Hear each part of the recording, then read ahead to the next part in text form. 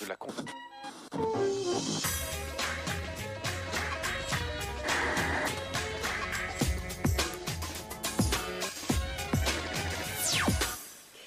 Salut à tous, samedi 12h45, plus clair, bienvenue pour toute l'actu média. Les images, nos enquêtes, les coulisses et nos invités.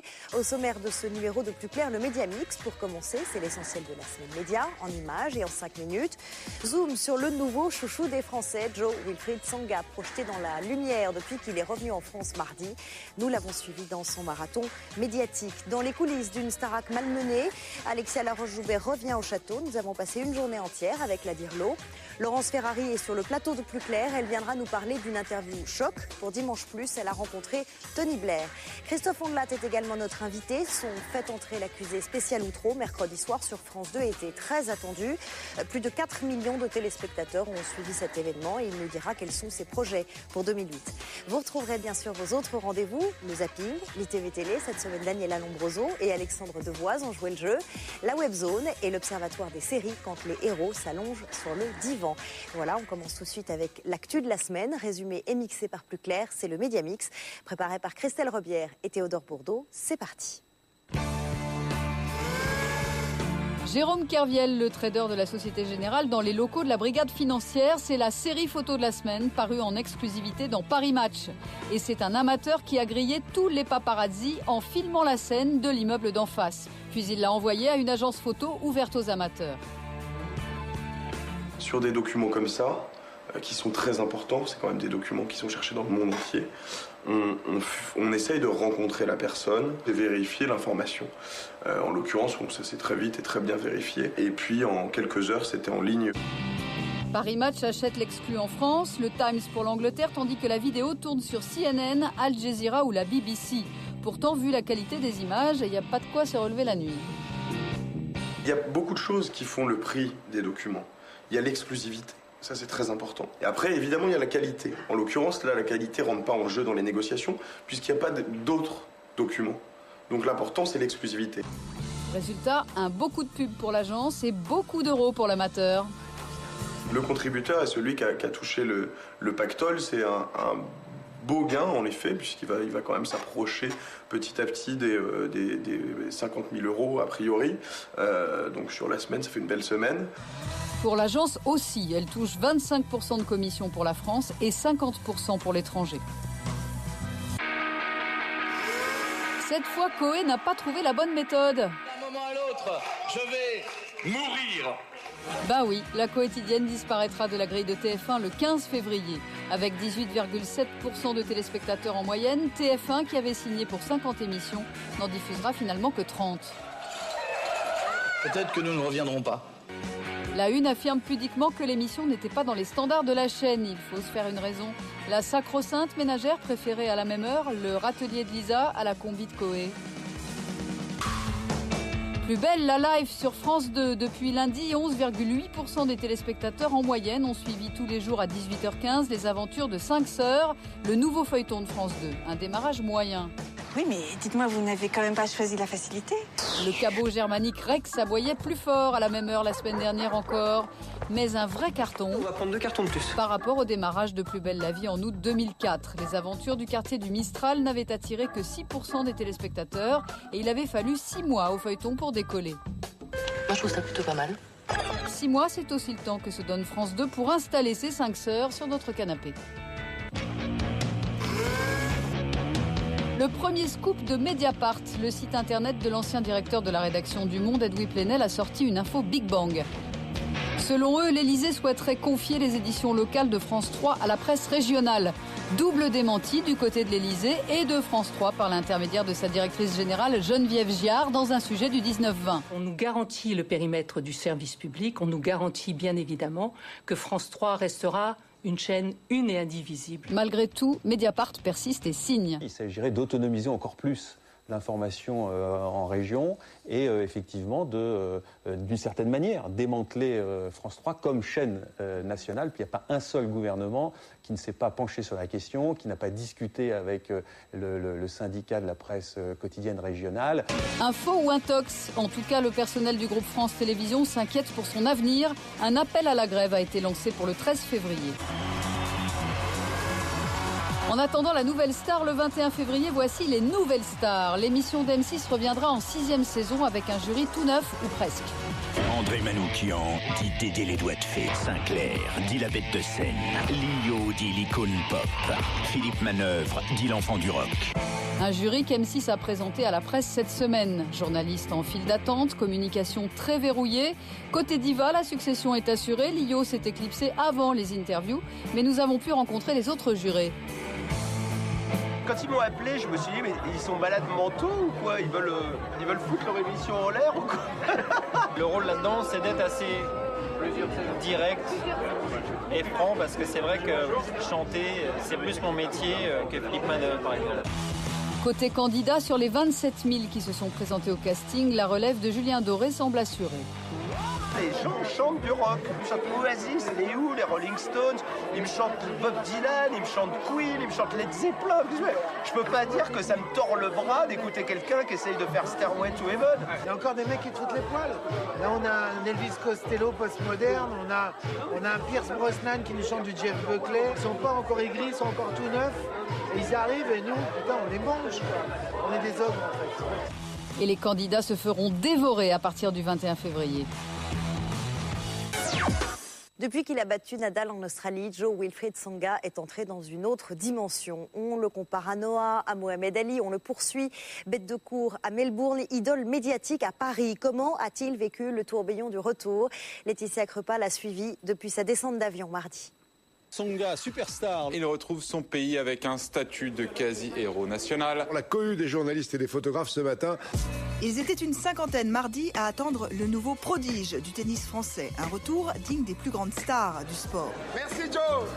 Merci. Joe, juste un mot. Vous attendiez à autant de monde ici, à l'aéroport? J'ai fait plusieurs arrivées des champions olympiques, Pascal Gentil, Raymond Domenech avec l'équipe de France. Et là, vraiment, c'est la première fois où je vois autant de couilles. Il n'y avait pas d'organisation, donc évidemment, ça s'est bousculé. Il faut dire aussi que la police a fait un peu de zèle. À droite. Attention, il s'est fait super mal. L'empressement est tel que le président de la fédération de tennis improvise un point presse. Attendez, il va se tourner vers les radios, les télés. Voilà, allez, on fait les radios, les télés là et après c'est bon. Allez, allez-y. Dans cette confusion, seul le père du joueur n'est pas surpris. Là-bas, c'était encore pire que ça. Ah bon? Oui, les Australiens l'adorent. Et le phénomène a gagné la France en quelques jours. Alors, l'entourage du sportif a décidé de consacrer une journée entière aux médias. On cherche à l'avoir en duplex pour le 13h. Pas facile parce qu'en même temps, il y a tellement de demandes, il va faire la tournée des télés. Rendez-vous d'abord à Roland-Garros, dans une salle bondée. La satisfaction de voir autant de monde. Mais le joueur garde la tête froide sous l'œil des aînés. Tout ce qui arrive là, tout cet engouement dans les semaines et les mois qui vont venir, ça va faire partie maintenant de son quotidien, je dirais.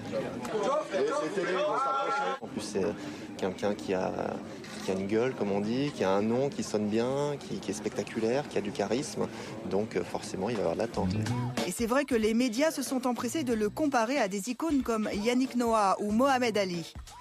Pour le journaliste de France 2, la bonne nouvelle, c'est que Tsonga a accepté le JT de 13h. C'est bien pour 13h parce qu'on l'a suivi, ça fait une dizaine de jours qu'on le suit sur France 2 et c'est bien d'avoir la fin de l'histoire. Jo-Wilfried Tsonga que nous retrouvons en duplex de Roland-Garros. Je ne m'attendais pas forcément à tout cet engouement et c'était vraiment particulier. Et pour son premier direct télé, le lion de Melbourne était plutôt intimidé. C'est fait, tu t'es baladé. J'avais le truc là dans les yeux. J'étais comme ça. C'est bon, le métier rentre. Pour Jo-Wilfried Tsonga, la notoriété est arrivée d'un coup. 2 victoires ont suffi à déclencher l'emballement des médias.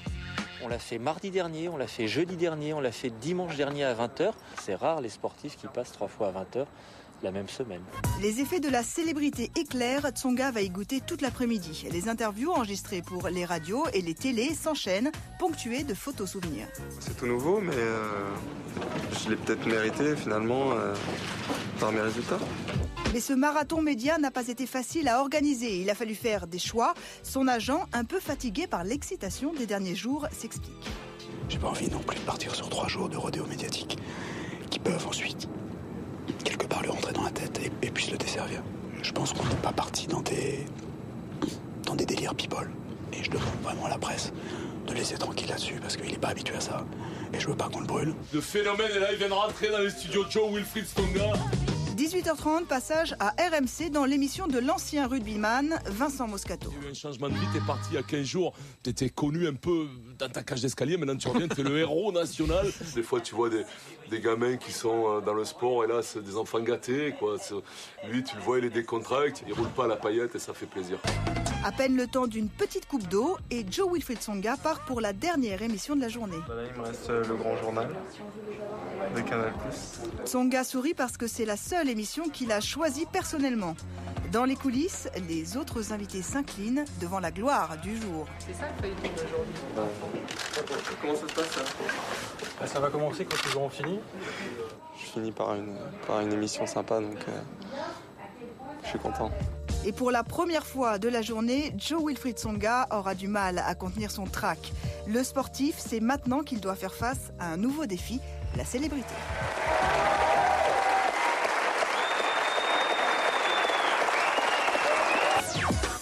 Petit dicton à méditer cette semaine. Quand Alexia n'est plus là, à la Starac, plus rien ne va. Audience en yo-yo, candidat contesté, émission boudée par les stars. Il était temps qu'Alexia Laroche-Joubert revienne. Après son congé maternité, la Dirlo va tenter de reprendre les choses en main. Nous avons filmé son retour au château, caméra embarquée avec Karima Hamzaoui. Depuis lundi, Nikos l'a annoncé à la France entière. Bonjour. La directrice Alexia Laroche-Joubert fait son retour pour annoncer en direct le programme de la semaine. Il y a 2 mois, elle quittait le programme en raison d'une grossesse. En son absence, l'audience a un peu baissé. Aujourd'hui, il faut donc tout remuscler. Allez, pas une minute à perdre, sa journée est chargée. Elle commence dans quelques minutes par les piliers de la Star Academy.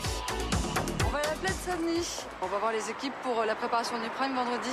Bon bah, à tout de suite, hein, on se retrouve à la Plaine. Arrivée à la Plaine Saint-Denis, au bureau de la production. Ça, c'est pas quand c'est toute l'équipe du Prime. Quand on n'est pas en prod, on est une vingtaine. Et quand on est en prod, quand on comprend le Prime et la quotidienne, on est à 400 sur Star. Nikos arrive pour récupérer ses textes avant l'enregistrement de la quotidienne. Oh mon coucou. Ça va? D'ailleurs, qu'est-ce qu'il en pense, Nikos, d'Alexia? Carré, bosseuse, pro, en même temps très sensible pour ceux qui la connaissent vraiment. Vous l'aurez compris, entre Nikos et Alexia, c'est l'amour fou. Allez, maintenant, on s'incruste dans sa voiture parce que la télé, c'est une grande famille. Voilà ma voiture, famille nombreuse, 4 enfants. Direction d'Amarie-Lélis. Bon, maintenant qu'on se connaît bien, la question qui fâche, pourquoi l'audience du Prime se fait chatouiller par la série d'M6? Souvent qu'on a été battu par la NCIS, c'est juste qu'on compare pas la même chose. C'est-à-dire qu'on compare un épisode de 45 minutes d'NCIS avec une émission de 3 heures de la Starac. Mais Alexia Laroche-Joubert a la solution pour inverser la vapeur. Travailler sur l'univers des candidats de façon à ce que voilà, il y ait une rencontre réelle avec le public. Après 1 heure de route, nous sommes arrivés à destination. Alors là, vous arrivez au château, ça ce sont les bureaux de prod. Vous voyez là, et là, c'est le château que vous reconnaissez, j'espère. Rencontre avec le prof de sport de la Starac, qu'elle revoit pour la première fois depuis son retour. Sur les gamins. Bon, après, comme on a été sympa, Alexia Laroche-Joubert nous emmène dans l'endroit secret où se trouvent tous les techniciens du château. Là, juste pour vous expliquer, là, il y a le château, où sont les étudiants, et là, on descend dans les douves, donc dans la cave du château. Bonjour. Bonjour tout le monde. Bonjour. Ça, c'est la régie, en fait, de captation. Donc, on va dire qu'on tourne à une 40aine de caméras, à peu près, un peu plus. Ici, 120 techniciens se relaient 24 heures sur 24 pendant 4 mois. Au mur, leurs photos. Allez, un petit coucou au monteur et Alexia court encore voir, cette fois-ci tous les profs avant la prise d'antenne. Les castagnes. Donc, non, pas les dents. Pas les dents. Qu'est-ce que tu les as achetés? Puis direction le conseil des classes hebdomadaires, on a beau être sympa, là on ne peut pas les suivre les profs parce que à l'intérieur du château on n'a pas le droit de filmer. Merci pour d'avoir géré l'académie. En régie, 2 switchers, c'est-à-dire 2 personnes qui gèrent les caméras du château, salle de répétition, salle des sports ou encore la cuisine. Attention, il est 19h et Alexia ne va pas tarder à être en direct. Alexia, vas-y. Bonsoir. Bonsoir. Depuis son retour, la quotidienne a gagné 400 000 téléspectateurs de plus, à croire qu'elle est très crédible en directrice d'école. En plus, elle n'est jamais fatiguée, elle travaille tout le temps. Bref, c'est une vraie working girl, mais après une journée passée avec elle, on a peut-être trouvé la faille. Au final, le sport, ça fait mal aux cuisses. Normalement, c'est une personnalité de gauche et une personnalité de droite. Question d'équilibre. Cette fois, c'est ni l'un ni l'autre. L'invité de Laurence Ferrari demain est anglais. L'ancien Premier ministre Tony Blair a accordé une interview exclusive à Dimanche Plus. Un dirigeant étranger, c'est une première pour celle qui tient la barre de l'émission politique de Canal Plus depuis 1 an et demi maintenant. Comment s'est-elle préparée à cette rencontre exceptionnelle? Comment vit-elle cette deuxième saison de Dimanche Plus? Nous allons lui demander. Laurence Ferrari, merci. Bonjour Charlotte. Bonjour, merci beaucoup d'être venue sur le plateau de Plus Clair. Vous avez donc interviewé Tony Blair jeudi. C'était à la Sorbonne. Il était venu à Paris pour un colloque. Alors c'est un colloque sur la voie progressiste. Rendez-vous organisé par Éric Besson, secrétaire d'État à la prospective. Tout le monde sait que c'est un ancien socialiste rallié à Nicolas Sarkozy. Expliquez-moi quel était ce rendez-vous. On s'y perd un peu, oui, voilà, entre la droite et la gauche. L'idée de Tony Blair est très simple. Il explique qu'aujourd'hui, les majorités dans n'importe quel pays ne se font plus ni à droite ni à gauche, mais elles se font avec le centre. Vous avez voulu profiter de ce passage à Paris donc pour l'interviewer. Est-ce que ça faisait longtemps que vous cherchiez à l'avoir, comme on dit en télé? Lui, pas spécifiquement. On savait qu'il venait régulièrement en France parce qu'il était venu il y a quelques semaines au Conseil national de l'UMP. C'était un peu surprenant. On a commencé nos démarches à ce moment-là. Oui, c'est à ce moment-là que vous avez pris les contacts. Vous vouliez... À ce moment-là, absolument. Et puis, je pense que lui aussi a peut-être pensé nécessaire une certaine clarification par rapport au Parti socialiste. Et j'ai essayé de lui demander effectivement s'il viendrait, si les socialistes l'invitaient. Et d'après ce que j'ai compris, on n'a pas encore invité. Quand est-ce qu'il vous a dit oui, finalement? Très tard. Très tard. Mercredi, oui. Vous étiez donc à la Sorbonne, vous vous êtes mis dans une pièce à part, il y avait beaucoup de sécurité. Énormément de sécurité, puisque bien sûr, c'est un ancien Premier ministre menacé, très menacé. Mais à part ça, contact extrêmement simple, extrêmement direct, extrêmement professionnel. Ça crée un événement quand Tony Blair est interviewé en exclusivité pour Dimanche Plus. Est-ce que justement c'est simplement un coup ou vous voulez renouveler l'expérience? Non, on souhaite le renouveler, mais dans la mesure du raisonnable. On aimerait bien évidemment voir les candidats américains côté républicain et côté démocrate. Barack Obama, par exemple. Barack Obama, Hillary Clinton, que le meilleur gagne. Pareil, j'aimerais beaucoup interviewer Vladimir Poutine. Vous avez entamé les démarches déjà, concrètement? Oui, absolument. Oui, les démarches sont entamées depuis longtemps. Voilà, honnêtement, on n'est pas une émission de politique étrangère. On reste avec notre spécificité, mais de temps en temps, on ouvre sur l'international. Alors les hommes politiques, on le sait maintenant, ils sont sur tous les plateaux, que ce soit des plateaux politiques ou des plateaux talk-show, T'empêches tout le monde de dormir, l'édition spéciale, le grand journal, Vivement Dimanche. C'est la bagarre pour avoir les hommes politiques sur les plateaux. Je crois que chaque émission a sa spécificité. Encore une fois, nous sommes une émission purement politique et ils le savent. Quand on vient à Dimanche Plus, on vient parler de fond, on vient parler programme, on vient parler conviction. Après, il y a des émissions où on travaille l'image. Et ça, je trouve que c'est très important pour eux, pour les politiques. Ils ont besoin de travailler le côté humain, le côté paillettes, le côté... Voilà. Nous, ils savent très bien ce qu'ils viennent faire chez nous. Quand François Fillon vient en début de saison pour lancer la réforme des régimes spéciaux, il sait que ça va faire un big bang dans la classe politique et il sait très bien pourquoi il vient dans Dimanche Plus. Quelles sont les autres contraintes quand ils viennent sur votre plateau? Des contraintes toutes bêtes? Est-ce qu'il y en a de caprices. Non, très peu de caprices, vraiment. Je m'attendais à avoir plus de divas que ça. Non, c'est plutôt sympa, cordial. Ségolène Royal reste régulièrement après avec toute l'équipe pour boire un verre. Non, il y a une bonne ambiance, vous savez, dans Dimanche Plus. Donc ils sont plutôt... et il n'y a jamais eu de caprices, non. Il n'y a pas des équipes qui sont un peu plus envahissantes que d'autres Quand ce sont des ministres en charge ou un Premier ministre, effectivement, c'est lourd parce qu'il y a toutes les équipes de déminage qui passent le matin, il y a une sécurité importante. Mais vous avez un Lionel Jospin qui arrive tout seul ou presque. Et là, le contact est immédiat et très simple. La frontière entre la vie publique et la vie privée, elle est de plus en plus floue chez les hommes politiques. Comment vous, dans votre émission Dimanche Plus, vous fixez la limite? On la fixe très simplement. On ne s'intéresse qu'à ce qui touche à la politique.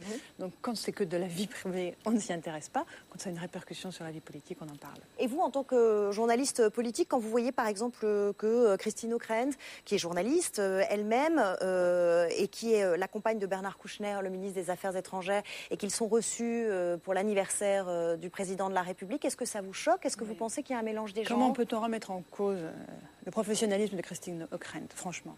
Je crois qu'il faut arrêter. Je crois qu'il y a un moment où il faut faire une césure entre la vie publique et la vie privée. Et pas une seconde, je ne remets en cause ni le professionnalisme de Christine Ockrent, ni de Béatrice Schoenberg à l'époque. Honnêtement, ce sont de grandes journalistes. Sans mettre en cause les journalistes et leur travail, est-ce qu'il n'y a pas un problème de perception par le public, tout simplement, par rapport à... Je crois que ça nous amuse, nous, beaucoup les journalistes. Je crois que le public est plus préoccupé par son problème de pouvoir d'achat que par nos problèmes déontologiques. Parlons du style de l'interview politique. L'Express a publié récemment une petite indiscrétion après l'interview du président de la République par PPDA et Arlette Chabot. Et Nicolas Sarkozy aurait dit aux responsables de TF1 et de France 2, mais qu'est-ce qu'ils ont? Ils sont complètement endormis. Je m'attendais à des questions plus pugnaces. Moi, j'ai besoin de répondants. Est-ce que vous seriez candidate à l'interview du président de la République? La dernière interview de Nicolas Sarkozy dans Dimanche Plus a été conclue par vous reviendrez si vous êtes président. Mais oui, Madame Ferrari, je reviendrai. Donc Canal Plus invite officiellement Nicolas Sarkozy à venir sur son antenne. Et vous, est-ce que vous aimeriez aller à l'Élysée pour faire ces interviews? À l'Élysée, je ne suis pas sûre. Encore une fois, il y a un côté assez vieillot, effectivement, dans ces émissions comme ça enregistrées dans les palais dorés de la République. Le plateau de Dimanche Plus est très bien. Et si vous y alliez, vous pourriez justement moderniser un peu ce style d'interview, puisque vous le faites pour Tony Blair. Voilà, on le fait pour Tony Blair. Exactement. Il n'y a aucune raison qu'on ne le fasse pas pour le président de la République. Merci beaucoup, Laurence Ferrari, d'avoir répondu à nos questions sur Merci, le plateau Charlotte. de Plus Clair. À suivre après la pub, le zapping, l'ITV Télé. Cette semaine, Daniela Lombroso et Alexandre Devoise, l'Observatoire des séries, la télé des voisins. Vous retrouverez aussi la Webzone et bien sûr notre invité Christophe Ondelat. C'est juste après la pub. Quand deux personnalités de la télé font les questions et les réponses, ça donne l'ITV Télé. Cette semaine, Daniela Lombroso et Alexandre Devoise se renvoient la balle. On regarde. Quel animateur ou animatrice du PAF tu embrasserais sur la bouche? Alain Chabat. Si Nicolas Sarkozy présentait une émission de télé, ce serait laquelle? Alors, dans deux styles totalement différents et absolument personnels, ce serait Incroyable Talent ou Les Amours. Alors à choisir, tu préfères animer la météo, le kéno ou Turbo? Les enfants de la télo. Chante-moi ton générique de télé préféré. Alors 3, 4.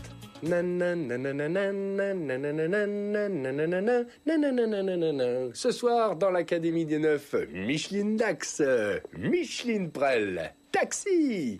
Selon toi, quel est l'animateur qui a le plus beau carnet d'adresses? Je pense que c'est moi, parce que j'ai 1265 amis sur MySpace. Est-ce que toi aussi, comme Mimi Drucker, tu aimes les chiens? C'est les chiennes, non, qu'il aime Michel Drucker? C'est une chienne, Olga. Quelle est l'émission télé que tu aurais aimé inventer? Sans hésiter, Fort Boyard, pour des rencontres entre amis, à savoir avec La Boule, avec Passe-Temps, avec Félindra Tête de Tigre, pour les boyards, qui sont très utiles dans le quotidien, et enfin pour La Sauvageonne et cette fameuse épreuve dans la boue. Avec quelle personnalité t'as-t-on déjà confondu? Alors, quand j'avais 13-14 ans, il y avait eu La Gifle avec Isabelle Adjani, donc Isabelle Adjani, et puis un peu plus tard, Rika Zaraï, je ne sais pas pourquoi.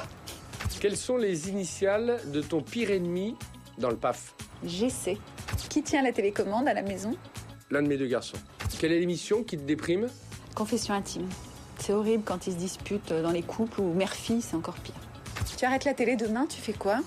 Je pars avec ma famille sur une île déserte, je vis nu avec un paréo, je fais un camion pizza et je bois des verres toute la journée. Tu découvres que derrière le Père Noël se cache un animateur télé, ce serait qui? Patrick de Carolis, on peut toujours rêver. Voilà, interview croisée réalisée par Alexandre Pérez. Vous retrouvez Alexandre Devoise tous les samedis à 20h45 sur W9, La Fureur. Et bientôt dans Nouvelle Star, ça continue toujours sur W9. Depuis lundi dernier, la chaîne américaine HBO diffuse une série très particulière, In Treatment, plongée dans le cabinet de consultation d'un psy. Chaque soir, un épisode de 26 minutes et chaque soir, un nouveau patient. Ce huis clos quotidien est un ovni à la télévision, le divan en feuilleton télé, un genre chic et casse-gueule. Décryptage, Vincent Calvet.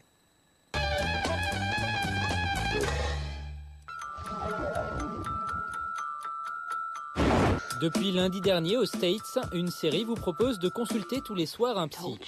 Told me what? You'd be sorry you ever encouraged me to cry here. I'm not sorry at all. In Treatment, c'est une série qui se déroule en huis clos dans le cabinet d'un psy interprété par le comédien Gabriel Byrne. Un thème plutôt casse-gueule en fiction, et ce n'est pas un spécialiste qui va nous contredire. Dans 99,9% des cas où je vois une séance d'analyse, j'ai envie de bondir sur l'écran et de leur dire à quel point ça ne ressemble pas à ce que nous faisons, nous, dans notre cabinet. La série psychanalytique, il fallait oser, la chaîne américaine HBO l'a fait. Il faut dire que cette chaîne à péage américaine, connue pour l'audace des fictions qu'elle produit, a toujours mis du psy dans ses séries. En 99, HBO a réinventé le mythe du gangster mafieux en faisant de Tony Soprano un chef de clan qui consulte. L'année dernière, une autre série HBO, Tell Me You Love Me, voyait une thérapeute conseiller plusieurs couples en crise. L'important, l'intrigue, en fait, c'est souvent ce qui se passe derrière les séances et pas dans les séances elles-mêmes. Souvent, on me dit, j'aimerais être une petite souris pour voir ce qui se passe dans le cabinet d'un psychanalyste. Si vous étiez une petite souris et que vous veniez dans le cabinet d'un psychanalyste, très souvent, justement parce que vous n'êtes pas psychanalyste, vous vous endormiriez. Cette fois, HBO est allé encore plus loin puisque cette nouvelle série se déroule uniquement dans le cabinet d'un psy. I feel sick. I don't want to throw up. It doesn't matter. It's no big deal. What do you mean? It's vomit. I'm not going to vomit all over your rug. It's a cheap rug, Laura. In Treatment, c'est en fait l'adaptation américaine d'une série télé israélienne, Beautiful. Le principe, chaque soir un nouvel épisode est diffusé, avec un patient différent par jour, et le vendredi c'est le psy qui consulte. Une série audacieuse qui permet à la chaîne HBO de prouver qu'elle ne s'interdit rien. À défaut de voir un jour l'équivalent en France, on pourra se consoler en voyant prochainement, dans la série Avocats et Associés, le psy le plus connu de la télé tenir un rôle de conseiller conjugal. Alors avant de commencer, une petite précision. Je ne suis pas là pour distribuer les bons points. Ça ne m'intéresse pas du tout de savoir qui a tort, qui a raison.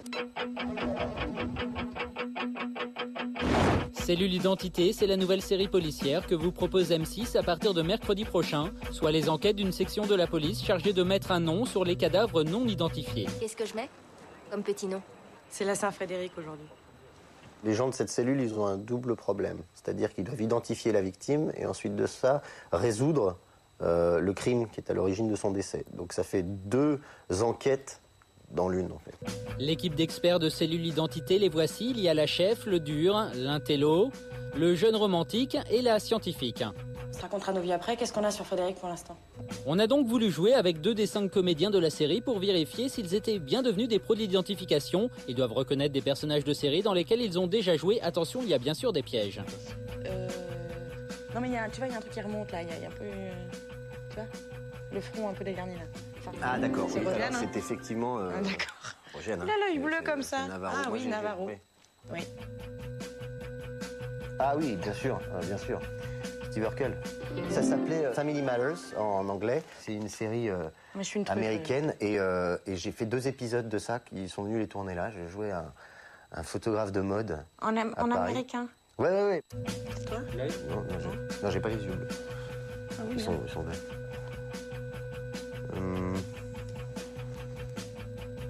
Hubert. Et non, c'était un piège, ce n'est pas Hubert Benhamdin, comédien avec eux dans Cellule Identité, mais bien son sosie officiel, le comédien américain Elijah Wood, Frodon dans Le Seigneur des Anneaux. C'est Frodon. C'est Frodon. Bien sûr. Ah ouais, bon bah c'est un peu Et Hubert, oui, c'est bien notre sûr, Hubert. c'est Frodon. C'est notre Hubert. C'est Hubert. Bon, pour voir s'ils sont vraiment doués pour mettre un nom sur un indice, rendez-vous donc mercredi prochain sur M6 à 20h50. Très sûrement devant la télé, ouais. Ouais, je crois que je vais regarder quand même. Ouais, si ça arrive une fois dans une vie, c'est quand même rigolo de le vivre. Non mais ça arrivera encore. Hein. Non, ça rien. Il va falloir vous y faire. Mercredi soir, l'émission Fétiche de Christophe Ondelat faisait son retour à 20h50. Soirée spéciale consacrée à Outreau, l'une des affaires qui l'a le plus marqué, dit-il.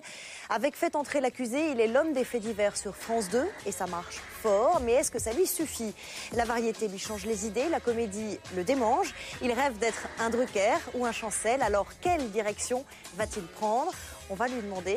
Christophe Ondelat est avec nous sur le plateau de Plus Clair. Bonjour Christophe Ondelat. Charlotte. Et merci d'être venu Merci à vous. sur le plateau. Soirée spéciale Outreau, c'était mercredi dernier. Un peu plus de 4 millions de personnes, 4 millions 3. C'était en prime time à 20h50. C'était un vrai choix de la chaîne, un vrai choix de votre part. Il y avait également un plateau. Vous avez tenu à avoir certains des acquittés d'Outreau sur votre plateau. Ils auraient aimé parler de la réforme de la justice avec la garde des Sceaux que vous aviez invité, qui vous avait promis de venir, qui vous a fait faux bond. Quelle excuse Rachida Dati vous a-t-elle donnée? Je crois qu'elle était au Sénat ce soir-là. La vérité, c'est qu'elle n'a jamais vraiment voulu venir, je le crois fermement.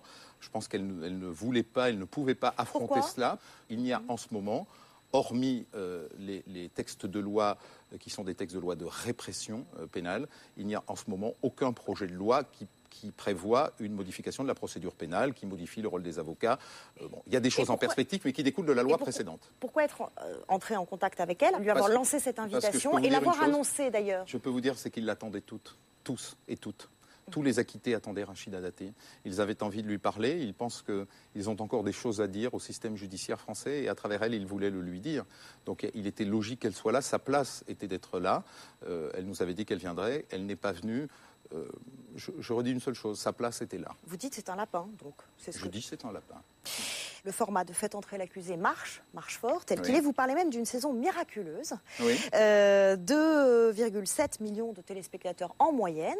Le mardi soir, on a beau dire que c'est pas prioritaire l'audience sur le service public, j'imagine que ça fait plaisir. C'est important. C'est un discours ambiant en ce moment. On dit c'est pas le mien. Et puis j'espère que ça ne sera pas le discours de la télé publique. Pour vous, l'audience, c'est important. C'est important quand on fait quelque chose que ce soit regardé. On ne fait pas ça pour la postérité. Donc vous, c'est l'audimat avant le calimat, même sur le service public. Il se trouve qu'on est numéro 2 au calimat, derrière Frédéric Lopez, dans l'idée que les téléspectateurs de France Télévisions ça mesure se font de la qualité. Voilà, on est la deuxième émission. Ça compte, oui, ça compte qu'on soit regardé. Moi, j'ai je me fais une idée très populaire de la télévision de service public. Je pense que la télévision de service public doit toucher des millions de personnes et un maximum de gens. Vous croyez à la mission de service public? Ça a un sens pour vous? L'immense avantage de la télé publique, c'est qu'elle nous pousse moins à la faute. Elle nous pousse moins... C'est-à-dire vous n'auriez pas pu faire Faites entrer l'accusé tel que vous le faites sur TF1 ou sur M6? Je ne sais pas. Je n'ai pas essayé, donc je ne peux pas dire que Mais je ne sais pas. D'abord, j'aurais jamais eu les moyens que j'ai là. En tout cas sur M6, c'est sûr, parce que Secret d'actualité n'a pas les moyens que Faites entrer l'accusé a. Donc c'est important la question des moyens. C'est Faites entrer l'accusé, c'est 4 mois de tournage, une émission. C'est du temps. Et le temps, ça fait partie de la qualité du produit. D'après ce que vous dites, vous êtes le bon élève de France 2. Pas le bon élève, mais ça se passe bien. Et de France 3, puisque vous faites de la variété sur les soirées musicales sur France 3 également. Vous avez donc de très très bonnes relations en ce moment avec notamment Éric Stemlen, par exemple, le directeur des programmes. Avec Patrice Duhamel, avec Patricia Boutin-Arwell, qui est la responsable des magazines. Ouais, de bonnes relations. Ce qui est assez miraculeux, vous le reconnaîtrez. Il n'y a que 3 ans que j'ai quitté le journal télévisé de manière un peu brute et brutale. Et 3 ans après, ma foi, je me sens de mieux en mieux sur cette chaîne. Et vous voulez y rester? A priori, oui. Quoi qu'il arrive? Je fais des primes sur France 3, je fais des primes de culture sur France 2. Donnez-moi une autre chaîne qui va me permettre de faire des primes de théâtre, de musique classique, puisque je présente les opéras. Alors restez sur France Télévisions, mais pour faire quoi? Parce que vous avez laissé entendre très clairement que vous alliez arrêter... Je n'ai pas laissé entendre, j'ai dit. Oui, voilà. Faites entrer l'accusé, c'est une émission qui tire sur sa fin. Voilà, non, Faites entrer l'accusé. Alors, Faites entrer l'accusé a de très bonnes chances de se poursuivre. Moi, j'ai clairement dit qu'à terme, à moyen terme, moyen court terme, je souhaite faire autre chose à la télévision. Autre chose, c'est quoi? Autre chose, c'est clairement, vous l'avez dit dans votre présentation tout à l'heure, donc je ne le renie pas, je l'assume, je souhaite mettre mes pas dans les pas de mes aînés journalistes qui sont passés non pas à la variété, non pas au divertissement, mais à quelque chose d'intermédiaire. Donc je les cite, Michel Drucker, Jacques Chancel, Philippe Gildas, etc. Est-ce que vous êtes intéressé par l'Access Prime Time sur France 2? J'ai envie aujourd'hui de demeurer l'année prochaine à la matinale de RTL. Et est-ce que c'est compatible avec, par exemple, un Access Prime Time non, on peut sur pas, France 2? Ça va, l'être humain a ses limites. On ne peut pas faire 2h30 d'antenne le matin en se levant à 4h tous les jours et être tous les soirs en direct sur France 2. Mais des soirées événementielles, c'est ça que vous voudriez? Moi, j'aimerais avoir une émission de deuxième partie de soirée régulière qui ne soit pas forcément dans le domaine du fait divers. Donc je souhaite faire quelque chose de régulier en deuxième partie de soirée. Des événements en première partie de soirée aussi qui tournent autour de la chanson et la variété. Vous voyez, je devance vos questions. Autour de la musique, de la variété et des chansons, avec des invités en plateau. Vous aimeriez que ça ressemble à un talk show, puisque vous parlez de Liso, de Drucker. Avec des invités en plateau. Enfin, on a un projet qui est écrit qui me semble bien tenir la route et je suis à peu près convaincu qu'en tout cas on en fera un et puis qu'on nous donnera l'opportunité de voir si ça marche. C'est un projet en tant que producteur? C'est un projet en tant qu'animateur, producteur associé, puisque j'ai créé une société de production avec le producteur de Faites entrer l'accusé qui est Christian Gérin. C'est 17 juin à Média. Il avait produit Odyssée de l'espèce, l'Odyssée de la vie également. Qu'est-ce que vous avez envie de faire avec lui exactement dans les mois et dans les saisons à venir? Et pour qui? Pour France Télévisions seulement? Dans l'immédiat, on va travailler sur un projet ou deux dont je serai l'animateur. Et ensuite, j'ai envie, moi aussi, de produire d'autres animateurs sur des idées que j'ai en tête qui ne sont pas forcément faites pour moi. J'ai envie, par exemple, de proposer une émission sur la justice au quotidien à France 5, et je pense qu'on le fera rapidement. En tout cas, l'info, ça cartonne cette année, et spécifiquement les magazines d'info. France 2 a programmé mardi un nouveau mag qui s'appelle Cellule de crise. C'est un coup d'essai qui a plutôt bien marché d'ailleurs. Pourquoi ces magazines d'info marchent aussi fort cette année? Quelle est la recette? Karima Hamsaoui. Derrière tous ces magazines que vous regardez chaque semaine, des agences de presse télé. Nous avons rencontré 3 fabricants de reportages. Ils fournissent une grande partie des sujets des mags d'info. Je m'appelle Denis Boutelier, je suis journaliste, je suis le directeur de la rédaction de TAC Presse. On travaille pour Envoyé spécial, on travaille pour Jeudi Investigation, on travaille pour 66 minutes, Capital, Zone interdite, Enquête exclusive. Tony Comiti, journaliste producteur. Notre agence fournit des reportages pour les émissions magazines d'info, Zone interdite, Envoyé spécial, Le droit de savoir. Hervé Chabalier, je suis le patron de l'agence CAPA, qui produit par mois 18 heures de grands reportages et de documentaires d'actualité. 3 hommes et 3 noms de sociétés. TAC Presse, c'est une des sociétés qui monte. C'est elle, par exemple, qui a produit ce reportage dans Enquête exclusive à Cotonou sur le trafic de voitures d'occasion. Plus de 3 millions de téléspectateurs l'ont suivi sur M6 il y a 10 jours. Comment chez TAC Presse explique-t-il l'engouement du public pour ce genre de programme ? Les gens, ils ont un appétit d'aller voir ce qu'il y a derrière. Ils ont envie d'aller voir ce qui se passe vraiment. Et les magazines de reportage d'information, à mon avis, ils ont cette vocation. Et c'est pour ça, je pense que les gens sont très intéressés et en appétit de tout ça. Concernant ou proximité, des mots qu'on emploie de plus en plus dans les agences de presse et dans les chaînes de télévision. Toutes veulent et produisent leur propre magazine d'info, mais qui entre les deux choisissent les sujets qu'il faut aborder. 98% de ce qui est produit, ce sont des idées qui partent de chez nous. Parce qu'on est des détecteurs, qu'on va voir ce qui se passe, qu'on sent ce dont il faut parler, ce qui est intéressant, et puis on propose à nos interlocuteurs dans les chaînes, qui eux-mêmes sont très intéressés par l'info. Donc on a un dialogue plutôt très constructif. CAPA s'est imposée, c'est l'agence leader dans la production de mag d'info. Derrière elle, Tony Comiti Productions qui proposait cette semaine Cellule de crise sur France 2. Cathy a un travail. Pourtant, elle vit avec ses 2 enfants dans une chambre d'hôtel. Alors on sait qu'il y a des thèmes qui cartonnent. Précarité, la peur de ne pas être logé, le chômage, les arnaques à la sécu. Voilà, ça, on sait que ça marche très bien, que les Français sont à l'écoute. Cette émission abordait des grands thèmes de société avec un genre qui semble s'installer dans le magazine d'info, la mise en scène des journalistes au milieu de leur rédaction. De montrer nos doutes, de montrer un petit peu comment ça fonctionne. Je pense que ça... C'est une réponse, voilà, on n'est pas non plus des oraux, quoi. Il y a des émissions où c'est extrêmement bien fait. Par exemple, Faites entrer l'accusé avec Ondelat, c'est extrêmement bien fait. Il y en a d'autres où c'est vraiment pitoyable. Aujourd'hui, le public semble consommer différemment de l'information. Le net n'y est pas pour rien d'ailleurs. Certains formats s'en sont inspirés. Le magazine d'info à la télé est ainsi appelé à évoluer. Il faut que l'info elle soit utile pour les gens et il faut que les gens puissent nous tirer par les bras pour nous dire là il y a un truc intéressant, je voudrais que vous creusiez, on a besoin de savoir. Et donc ce contact entre les journalistes et les gens qui n'a jamais été vraiment possible, avec le web tout d'un coup c'est possible. Toutes ces sociétés de presse ont un bel avenir devant elles. Chacune travaille sur de nouveaux projets. Tony Comiti et TAC Presse sur des reportages pour Newsmag, qui sera diffusé sur M6 le 11 février prochain. Chez CAPA, on planche sur un magazine de société d'investigation qui sera diffusé dès la rentrée prochaine sur France 2. Vous avez dit quand je serai au placard, je ferai des reportages pour Envoyé spécial. C'est une émission pour retraités? Non, c'est pas ça que je veux dire. Ça a été mal interprété cette affaire-là. Ça veut dire que je n'aurais pas trouvé dégradant, étant débarqué du journal télévisé à France 2 pour les raisons que vous connaissez, je n'aurais pas été trouvé dégradant que pour honorer le contrat que j'avais signé avec cette maison, on me nomme grand reporter à Envoyé spécial. En tout cas, on peut s'attendre à tout avec vous. Vous êtes réputé pour être imprévisible, c'est le moins qu'on puisse dire. On se calme, j'ai été imprévisible une fois dans ma vie. Une fois.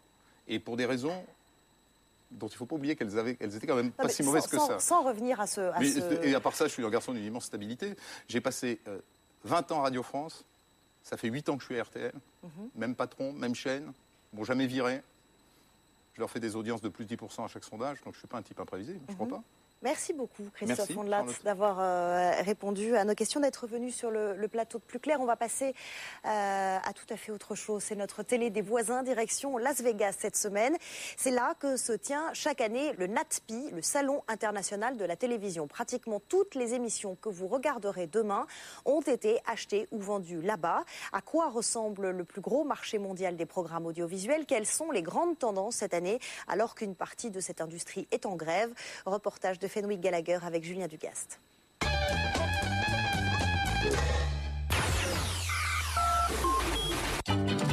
À Las Vegas cette semaine, c'était le NATPI. Le NATPI, c'est depuis des années le plus gros marché international audiovisuel. C'est ici que des chaînes du monde entier viennent se fournir en nouveaux programmes. Le NATPI, c'est là où tout se passe. C'est le marché où les acheteurs et les vendeurs se retrouvent et font des affaires. Ça représente environ 350 stands. Le salon est complet.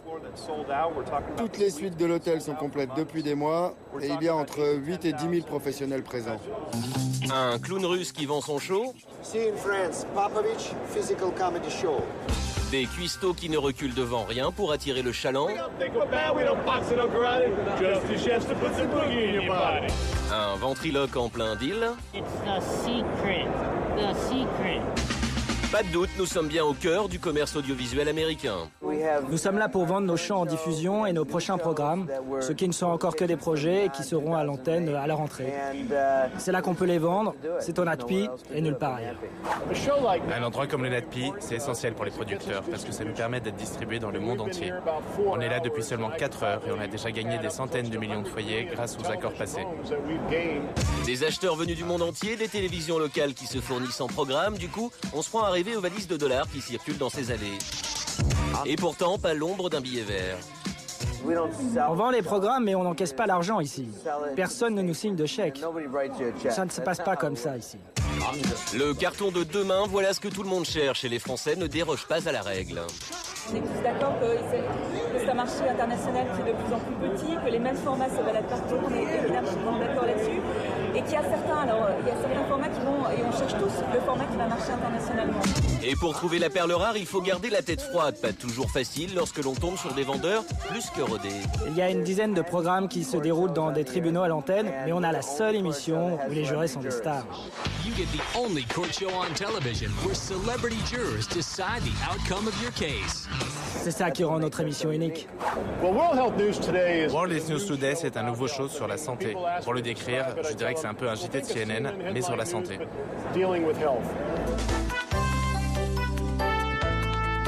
Si la victoire est possible, alors ne choisis pas de perdre. Le Johnny Show est là pour toi. Je pense que la victoire, ça vient de soi. Si tu veux être un winner, regarde le Johnny Show. Un ancien dealer présentateur d'un show de coaching, un journal de la santé façon CNN, ou encore des vampires rockers, difficile de dégager une tendance de ce NATPI 2008. Un NATPI pas franchement bondé et surtout morose. C'est plus ce que c'était par rapport à il y a 8 ans. C'était le plus gros marché. Certains disent que les temps sont durs, que le business est à l'agonie, et que le salon n'est plus ce qu'il était. Mais en même temps, c'est l'occasion de s'intéresser aux nouvelles technologies et aux nouveaux modèles économiques. C'est une période très intéressante. Il faut changer de support. En attendant, cette édition 2008 montre surtout que les Américains ne sont plus vraiment l'avant-garde de la télé. Pour rester en course, les producteurs du pays de l'oncle Sam doivent relever 2 défis. Mais avec la grève, là, le buzz, c'est juste est-ce qu'ils vont prendre le boulot.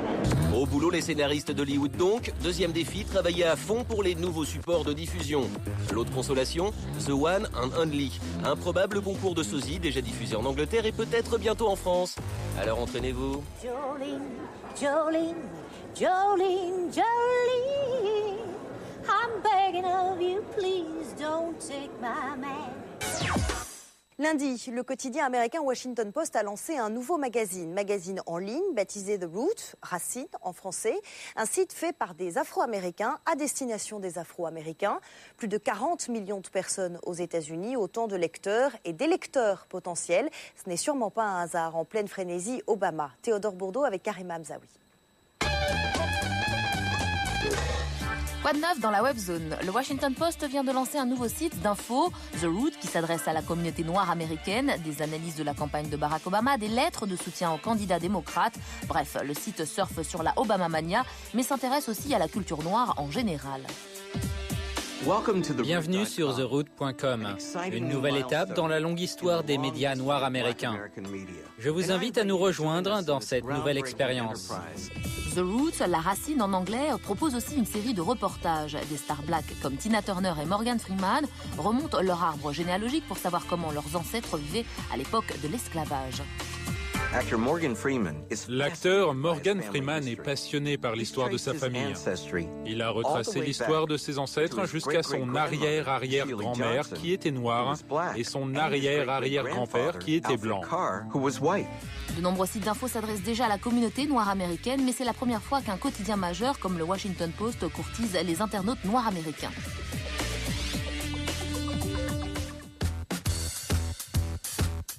À part ça, dans la webzone, la semaine dernière, Richard Branson présentait son nouveau joujou, une navette toute neuve grâce à laquelle Virgin devrait proposer des vols commerciaux dans l'espace d'ici 2009. I think it could lead to orbital travel, it could lead to most incredible kinds of hotels in space, it could lead to small little spaceships going around the moon. Encore un gros coup de marketing pour Richard Branson. Il a concocté plusieurs clips qui racontent l'évolution du projet et qui circulent sur le web. De la construction de la navette aux premières simulations de vol, l'aventure spatiale de Branson prend forme. Un site français propose même déjà des pré-réservations. Prix du billet, $200 000. See you out there.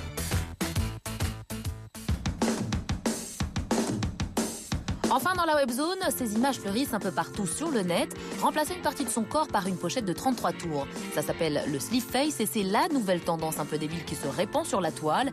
La légende dit que le procédé aurait été inventé par 2 DJ un soir de beuverie. Un très gros succès en tout cas. Sur Facebook, un groupe réunit plus de 4000 fans. Des vidéos parodiques circulent sur des blogs et un livre devrait même sortir prochainement.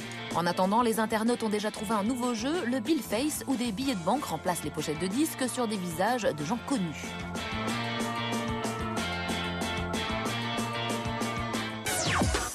Voilà, plus clair, c'est fini. Vous retrouvez l'émission sur le site canalplus.fr et je vous retrouve samedi prochain, 12h45. D'ici là, ouvrez grand vos yeux.